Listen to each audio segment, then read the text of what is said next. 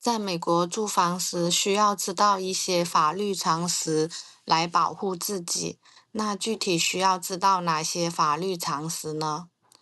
美国法律界有一句话说：“对法律的无知不是辩护的理由。”也必须遵守美国的法规。但是在美国以外的地方成长的，来到美国后未必都能马上了解美国的法律，往往从身边的朋友或同事身上发生的一些不幸的事件来吸取一些经验教训。但是这种学习法律知识的方法所付出的代价太大了。总结了几个在租房时候常见的法律问题。在美国租房子的时候，是否一定需要签合约呢？租约是可以是口头的，也可以是书面的，但是1年以上的长期租约，通常要求是书面的才具有法律效力。口头的合约，口头上达成协议也可以具备法律效力，但是随着时间的推移，双方对合约的记忆和理解可能都有变化，加上口说无凭，经常会产生不必要的纠纷以及误会。最好是双方签署书面的合约。书面合约一定要仔细阅读，因为有时租约会有特别的规定或条款。同时，留意合约上留空的地方是否在你签字之前已经填写完整。签字之后，你有权索要一份副本。租房时向房东或者经纪人索要房东的名字、地址和电话。遇到紧急情况的时候，或者是需要房东修理时，可以及时的通知房东或其代理。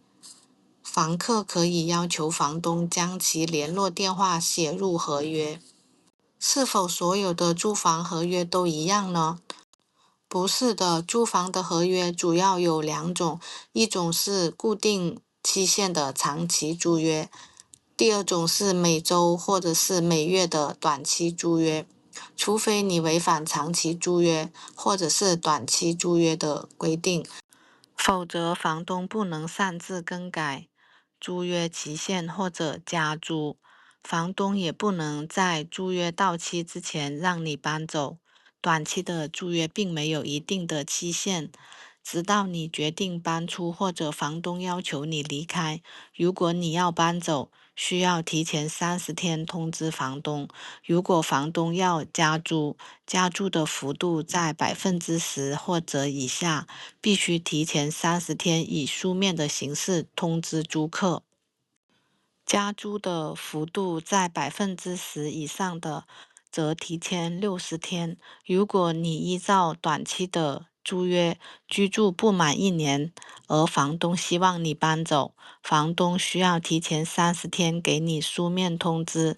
如果居住在1年以上，房东需要提前60天给租客通知，除非双方均同意其他的期限。如果你没有按照约定支付租金，或者在租屋内从事一些非法的活动，如吸毒、贩毒等，房东可给你3天的提前通知，要求你马上缴租或者停止所有非法活动。如果租客未交租或者继续从事非法活动，房东在3天后可以到法院申请驱逐令。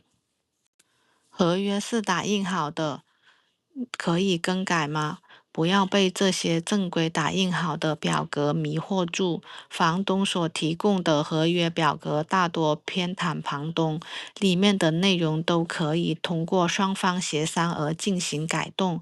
只要房东同意，在你签字之前是可以进行修改的。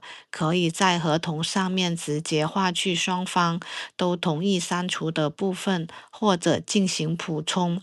双方都必须在更改的地方注明各自的名字缩写。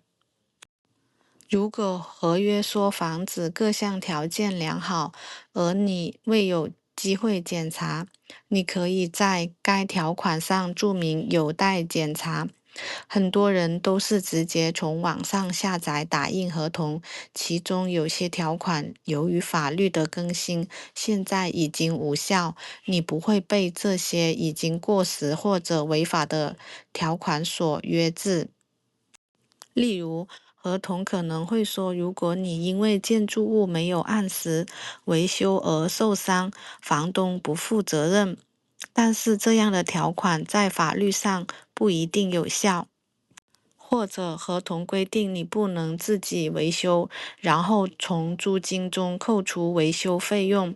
但事实上，如果你通知房东维修而他们置之不理，你可以依法先维修，然后从租金中扣除预付的修理费用。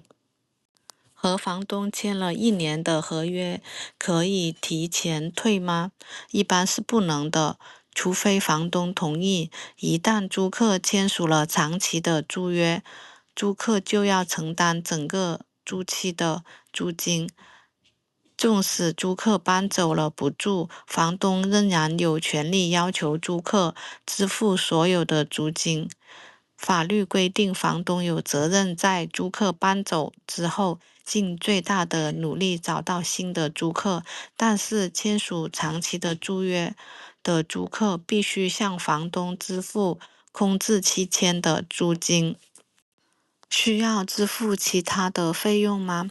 在签署合约的时候，房东有权利要求租客支付以下的费用：预先支付最后1个月的房租、押金、清洁费和信用背景调查费。除要求支付租金以外，房东还可以要求押金。押金主要是房东为了保证自己的财产免受不必要的损坏，在租客搬走以后，房东可以从中扣除租客损坏房屋的所有费用以及清洁费用。当你搬走前，你可以请房东检查房子，如果有问题，你自己先修理好，这样可以取回押金。但是如果你是欠租金而被要求搬走的，则不适用以上的情况。你搬走的3个星期之内，房东必须返还押金，或者给出解释为何不能返还押金，以及押金的使用情况。房东扣除清理费之后，应返还余额，同时对押金数额也有要求。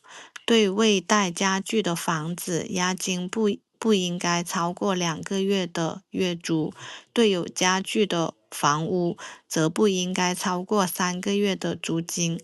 押金最好用支票支付，这样有银行的记录。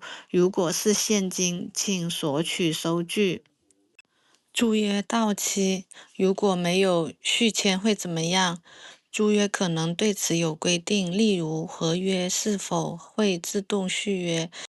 但是这类的条款，如果不是用8号的粗体字出现在合约内，则可能被视为无效。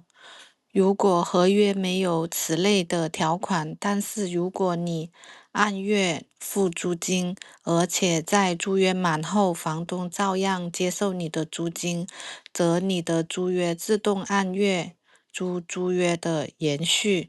如果房东不接受你的租金，你则需要搬离。如果是长期的租约，而双方没有续签，此合约就会变成每月的短期租约。房东有哪些权利呢？房东有权要求房客按租约行事，包括按时交租金、合法使用所租用的房屋，例如租客不能租来做商业用途，租屋内不能养动物，租客不能分租给他人等。如果你违反租约的规定，房东有权请你搬走。如果你拒绝搬走，房东可以向法庭要求驱赶你，房东也可以规定房客的人数。此外，房东有权变卖房产。如果房子被卖了，你的租约不会受到影响，房东必须把你的租约转给新房东或者退款给你。以上就是今天的内容了。美国租房遇到问题时，大家要用法律手段来保护自己。如果您觉得我的视频有帮助，请转发给身边有需要的朋友。如果大家喜欢我的视频，记得关注和订阅，感谢大家的支持。